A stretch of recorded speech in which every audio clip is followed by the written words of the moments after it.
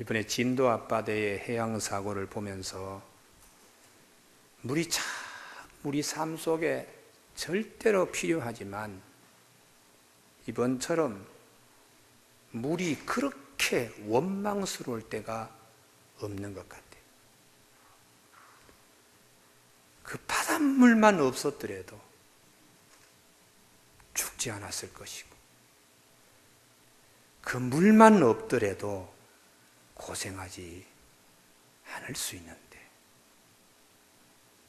그 물결이 좀 잠잠만 하더라도 얼마나 좋았을까. 그래도 현실적으로 바닷물이 있다는 엄연한 현실은 우리가 무시 못하는 것입니다.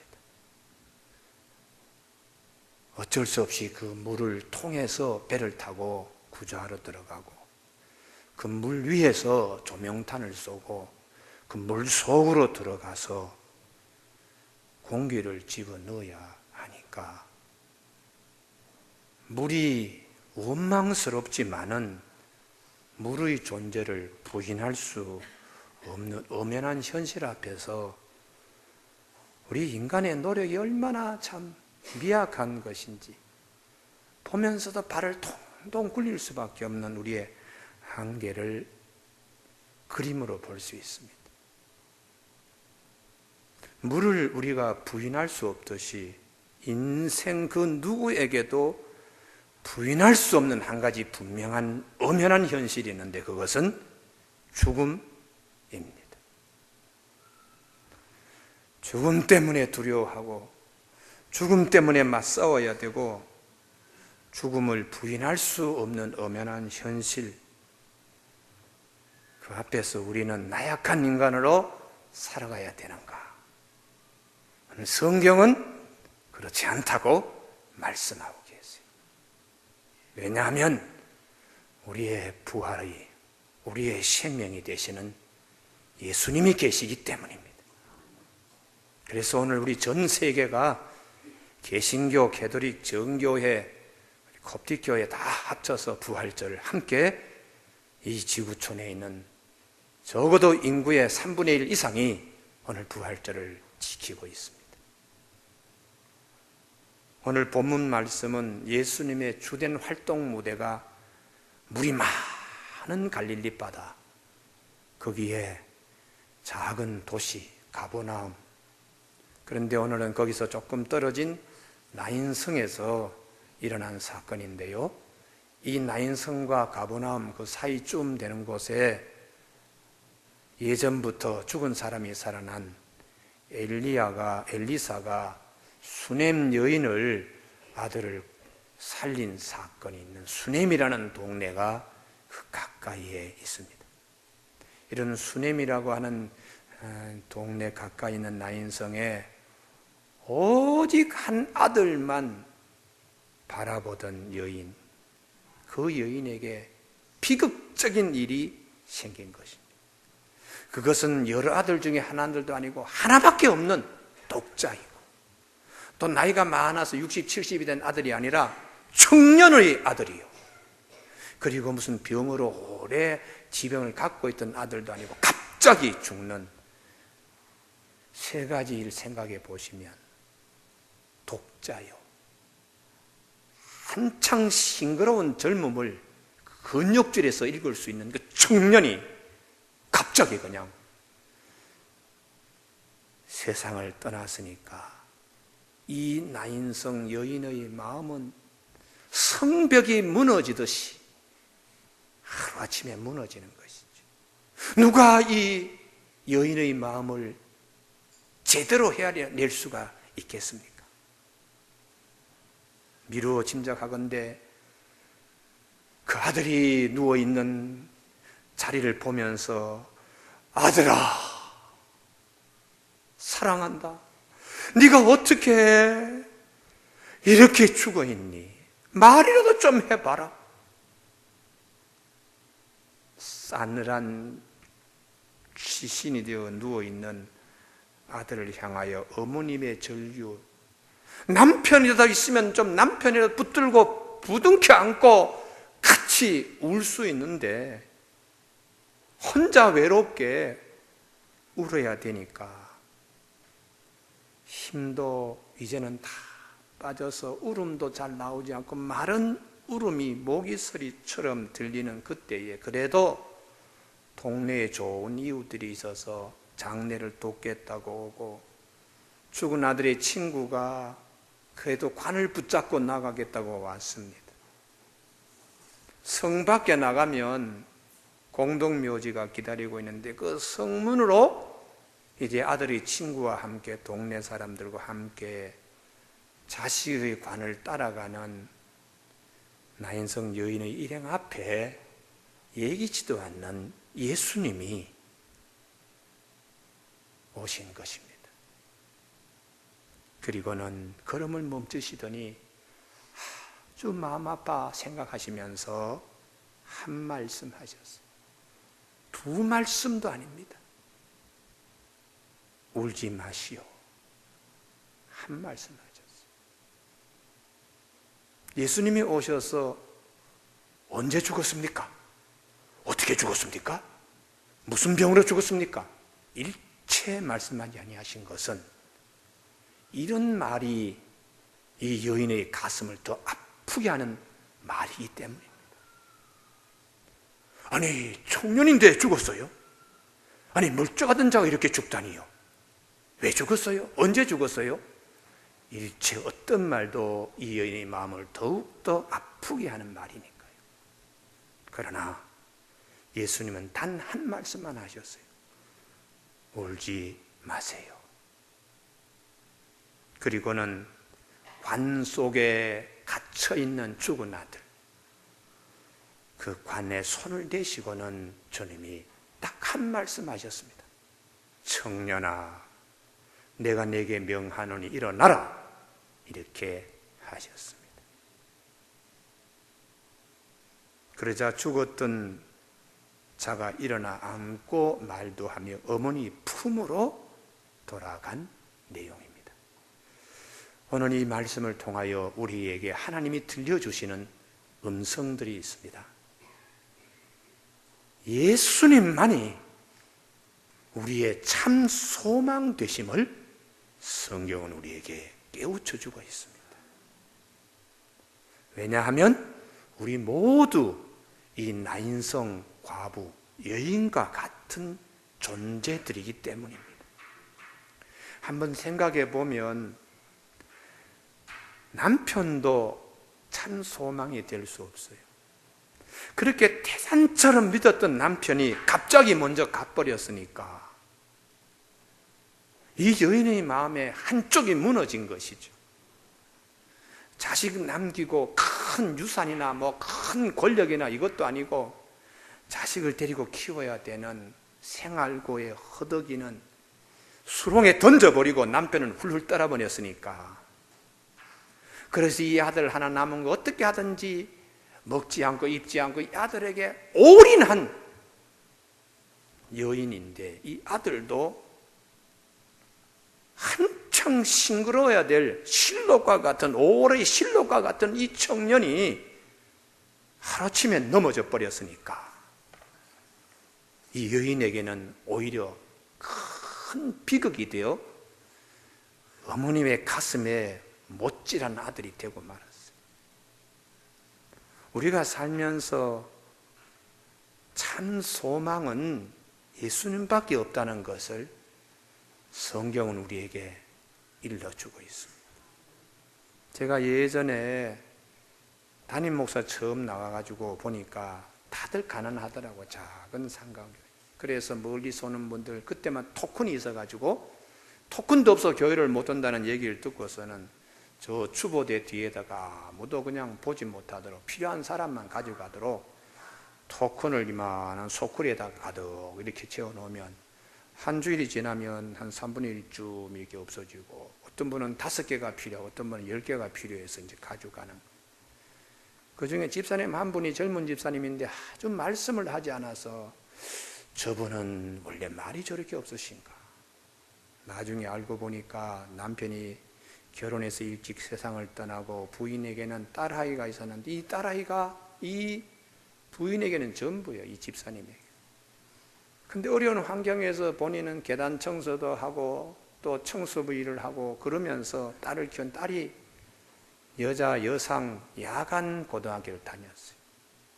제가 갔더니 고등학교 2학년인데 고3까지는 공부를 끝내야 되는데 때로는 등록금이 없어 쩔쩔매고 그래서 교회가 책임지겠다고 해서 고등학교를 졸업했는데 야간 여상을 나오니까 취직할 데가 없어 또 한동안 기도했는데 백화점에 취직한 거예요.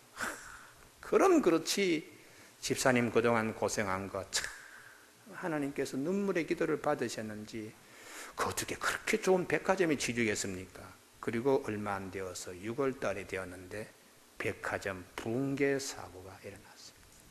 그게 단군 이래 최대의 단일 사건으로 제일 많은 희생자가 생긴 삼풍백화점 6월 29일 날 터졌는데 501명이 희생되고 6명은 생사 불명이고 957명이 사상 부상했습니다. 1500명 가까운 숫자가 한순간에 그냥.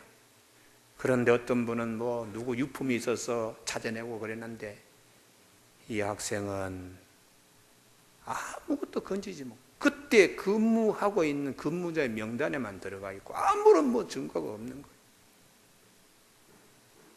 나중에 알고 보니까 이게 무너질 때 그 폭풍, 그 풍압, 이게 사람을 칠 때는 사람의 살점 하나도 남기지 않고 다 가루로 다 만든다는 거예요. 그러니까 딸 아이가 남긴 어떤 것도 찾지 못하고 6개월 후에 보상을 받는데 이 집사님이 그러더라고요. 목사님, 이 세상의 소망이 예수님밖에 없습니다. 예수님 쫓아 계시지 않으면 나는 무너질 것 같습니다. 그리고는 한 1년쯤 되었는데 저희 교회 권사님 한 분이 목사님, 내 여동생이 교회를 나오지 않고 그렇게 지내다가 남편이 어제 저녁에 세상을 떠났습니다. 목사님, 우리 교회 교인도 아니고 교회도 다니지 않았지만 장례라도 좀 집전할 수 없습니까? 아니, 믿음 좋은 권사님이 동생도 챙기지 않고 어떻게 그렇게 친동생을 그렇게 방치해 뒀습니까? 목사님, 이번 일로 교회를 다니게 해야지요. 그래서 가보니까 남편이 아주 똑똑한 사람이요. 서울 공대를 나왔는데 그 당시만 하더라도 대한석탄공사에 들어가는 것은 우리 지금 삼성 들어가는 것과 똑같은 시대였어요. 대한석탄공사 들어가서 서로 그냥 진급을 위해서 최선을 다하는 거예요. 그래서 최고 꼭대기에 이제 딱 한 사람만 앉게 되는 거죠. 교회도 한 번도 안 다녔습니까? 결혼식을 교회에서 하고 그 이후부터는 한 번도 교회를 나가지 않았습니다. 그렇지요. 서울대학 나오고 좋은 직장 다니니까 무슨 하나님이 필요하겠어요. 결혼식 할 때는 그냥 예식상으로 그냥 교회에서 결혼식하고 다 살다가 줄타기 바쁘고 진급하기 바쁜데 뭐 교회에 하나님이 무슨 필요가 있겠어요. 그런데 우리가 지역에 탄광소가 있습니다. 장성, 영월, 정선, 태백 거기에 소장쯤 하면은 수만 명의 사람들을 이걸 이끄는 겁니다. 그런데 그 소장 가운데 마지막 제일 높은 자리가 대한석탄공사의 사장 다음에 본부장이에요. 모든 신입사원들이 본부장 한 자리를 놓고 마지막 피라미드의 정점에 이르기 위해서 경쟁하는데 이분이 7월 1일부로 본부장에 발행이 난 거예요. 났더니 사람들이 진급 축하한다고 축하주, 진급주 그냥 매일 7월 1일부터 7월 15일까지 매일 저녁에 접대받고 축하받다가 16일 날 새벽에 세상을 떠나버렸습니다. 그래서 제가 갔더니 부인이 저 팔을 잡고서는 처음 보는 목사지요. 목사님, 그러고 하는데 첫 마디가 이럴 줄 알았으면은 우리 남편이 진급하지 말았어야 되는데, 지금도 제가 그 얘기가 귀에 들립니다. 차라리 본부장으로 진급하지 않고 지방의 소장으로 탄강 광산촌의 소장으로 그냥 있었으면 이런 일 나지 않았을 텐데. 그래서 고3 딸아이, 대학교 1학년 남자아이, 참 한창 아버지가 필요할 때 아버지가 무너지는 거예요. 그래서 장례를 치러주면서 예수님 밖에 우리 삶 가운데 소망이 없다. 수고하고 무거운 짐진 자들아 다 내게로 오라, 내가 너희를 쉬게 하리라고 주님이 말씀하시는데 예수님 밖에 없습니다. 부인, 지금도 늦지 않았으니까 두 아들, 딸들 붙들고 예전에 언니와 함께 초등학교, 중학교 학창시절에 잘 다녔던 신앙을 회복할 수 있기를 바랍니다. 주 예수를 믿어라. 그리하면 너와 내 집이 구원을 얻으리라고 말씀하시기 때문입니다. 그 이후에 참 흑석동에서 강남구 논현동까지 열심히 신앙생활 잘해서 집사도 되고, 지금은 저 흑석동에 있는 가까운 교회로 옮겨갔는데 아마 교회 권사님도 되고 훌륭한 신앙인이 되었습니다. 오늘 본문으로 돌아오면 아들을 잃은 이 나인성 과부에게 진정한 소망은 아들도 아닙니다. 예수밖에 없음을 증거해 주고 있습니다. 남편도 세상을 먼저 떠나면 소망이 될 수 없고, 그토록 올인한 아들이 죽었을 때에 아들도 소망이 될 수 없어요. 우리 인생의 삶에 있어서 이건 엄연한 현실입니다. 우리의 소망은 예수님밖에 없습니다. 그래서 예수님이 오셔서 울지 마세요 라고 했습니다. 오늘 우리 산부예배 참석한 교우 여러분, 살다 보면 억장이 무너질 때가 있습니다. 그때에 주님의 음성, 울지 말라 하는 음성을 들을 수 있기를 주님의 축원합니다. 그때 주님께서 우리를 붙잡아 주시는 것입니다. 주님이 오셔서 우리에게 은혜 주시고 그 수렁에서 일어나게 주님은 해주세요. 시편 42편 5절에 내 영혼아 어찌하여 네가 낙심하며 어찌하여 내 속에서 불안해하는가? 너는 하나님께 소망을 두라. 그가 나타나 도우심으로 말미암아 내가 여전히 찬송하리로다. 그렇게 말씀하고 있습니다. 고린도후서 1장 3절 찬송하리로다. 그는 우리 주 예수 그리스도의 하나님이시요 자비의 아버지시여 모든 위로의 하나님이시며 모든 환난 중에서 우리를 위로하사 그리 우리로 하여금 하나님께 받는 위로로서 모든 환난 중에 있는 자들을 능히 위로하게 하시는 이시로다. 그렇게 말씀합니다. 그러면 두 번째에 왜 주님은 이 여인에게 울지 말라고 하셨는가? 주님만이 부활이요 생명이 되기 때문입니다. 성경에 보면 죽은 자가 살아나는 경우가 여러 케이스가 있는데 그것은 죽음만 있는 것이 아니고 삶도 있다라는 것을 보여주는데, 구약 성경 열왕기상 17장에 보면 엘리야가 있었습니다.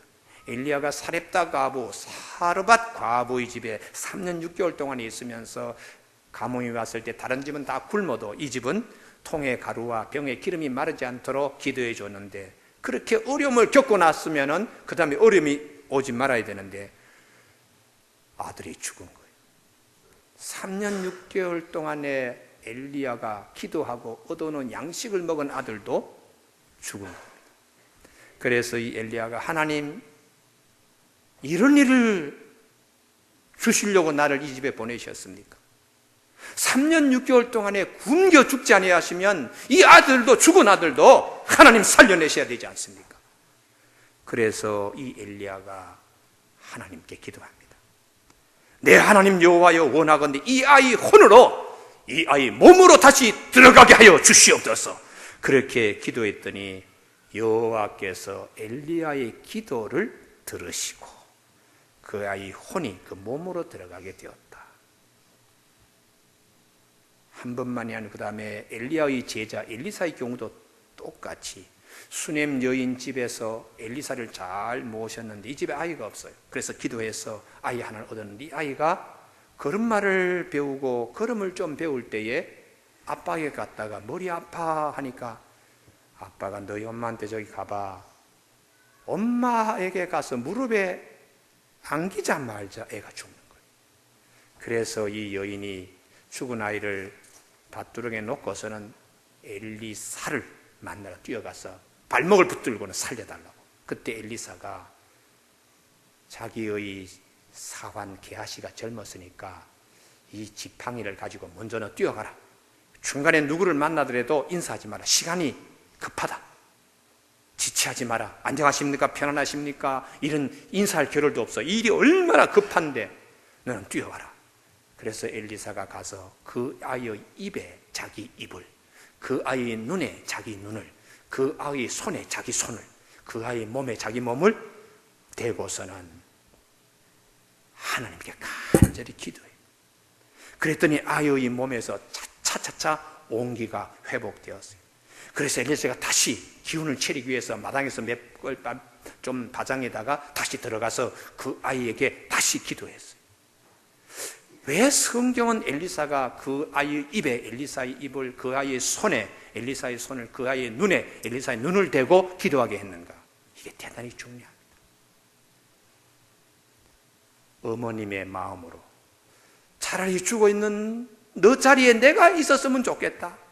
죽어있는 아들아, 네 입이 차라리 살아있는 내 입이 되었으면 좋겠고 네 손이 내 손이 되었으면 좋겠고 라는 어머니의 마음을 가지고 엘리사가 하나님께 기도한 거예요.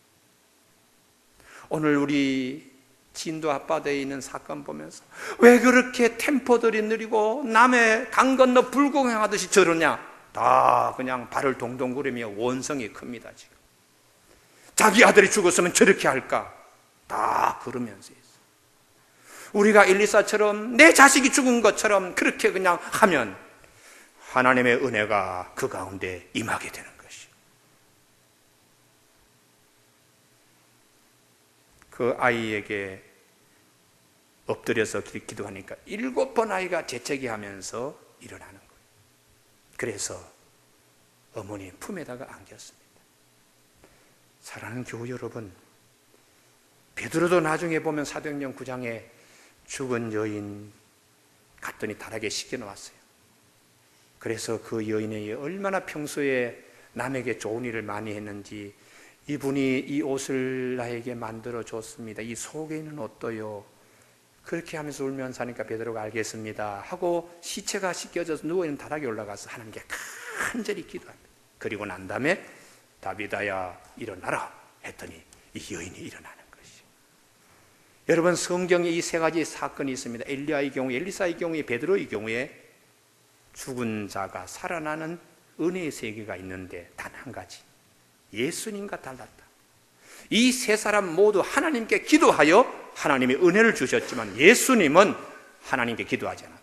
직접 청년아 내가 내게 명하노니 일어나라 하고 직접 말씀하셨어요. 이것은 주님만이 부활이요 생명이 되기 때문입니다. 할렐루야. 그래서 오늘 이 시대에 우리가 들어야 될 귀한 음성은 주님으로부터 직접 듣는 음성입니다. 주님, 이 시간에 그곳에 가셔서 청년아 내가 내게 명하노니 일어나라 하는 말씀을 주시옵소서. 그리하여 그 가운데 기적의 역사가 일어나도록 은혜 베풀어 주시옵소서. 마지막 나인성 과부가 아들을 가슴에 안고 그것으로 끝나버리면 이 말씀은 무의미합니다. 아들을 다시 돌려받은 이 여인이 죽었던 청년과 함께 이 부인이 가져야 될 믿음이 무엇인가? 그것이 오늘 중요합니다. 나는 부활이요 생명이니 나를 믿는 자는 죽어도 살겠고 무릇 살아서 나를 믿어 영원히 죽지 아니하리라. 이것을 내가 믿느냐 하는 부활 신앙으로 이들이 무장되어야 주님께 응답하는 모습입니다. 우리는 흔히 어려운 일이 있을 때 주님께 매달려서 응답받고는 그걸로 다 끝나버려요. 그러나 하나님이 내게 주신 은혜를 더욱더 아름다운 것으로 간직하는 믿음이 더 중요합니다. 꽃은 시들면 버립니다. 그러나 그 꽃 속에는 향기도 함께 버리면 안 됩니다. 꽃은 시들었지만 그 시든 꽃에는 향기가 남아 있습니다. 주님께서 나인성 과부에게 아들을 돌려줬습니다. 이후에 당사자인 청년과 그 어머니들이 가져야 될 믿음은 부활신앙, 하나님의 약속의 귀한 반열에서는 이 축복의 믿음으로 무장되어야 되는 거예요. 오늘 아침에 새벽 기도할 때도 제가 말씀을 드렸는데요. 아브라함이 자기 부인 사라가 세상을 떠났을 때에 묘실을 얻기 위해서 엄청난 바가지를 쓴 요금 400세겔을 지불합니다. 부인의 장례를 치르기 위해서 400세겔을 지불한 것이 아닙니다. 더 나아가서 하나님의 이 땅을 너와 내 후손에게 주려는 하나님의 약속 때문에 이 많은 대가를 지불해도 싸다. 그래서 그 약속을 믿기 때문에 은 400세겔을 지불했어요. 사도 바울이 부활하신 주님을 다메섹에서 만나고 난 다음에 우리 모두에게 예수님에 대해서 이렇게 우리에게 일러주고 있습니다. 잠자는 자의 첫 열매가 되셨다, 이렇게 말씀하는 거예요. 우리 이 세상에 많은 생명들이 있습니다. 주님이 잠자는 자의 첫 열매가 되신 이 약속의 반열에 우리가 서기 때문에 사망과 죽음에 두려워하지 마십시오. 부활이요 생명이신 주님을 우리가 믿는 자들에게는 주님이 그날에 다시 오실 때에 모든 믿는 자들을 다 일으켜 세우는 역사가 있습니다. 마지막으로 한 가지만 말씀드리고 설교를 마치겠습니다. 우리 마당에 나가면 다 흙이 있어 다 흙인 것처럼 생각하는데 큰 말굽자석을 가지고 이렇게 한번 흔들어 보면은 흙만이 아니고 거기는 쇠를 가진 쇠가루들이 많이 달라붙습니다.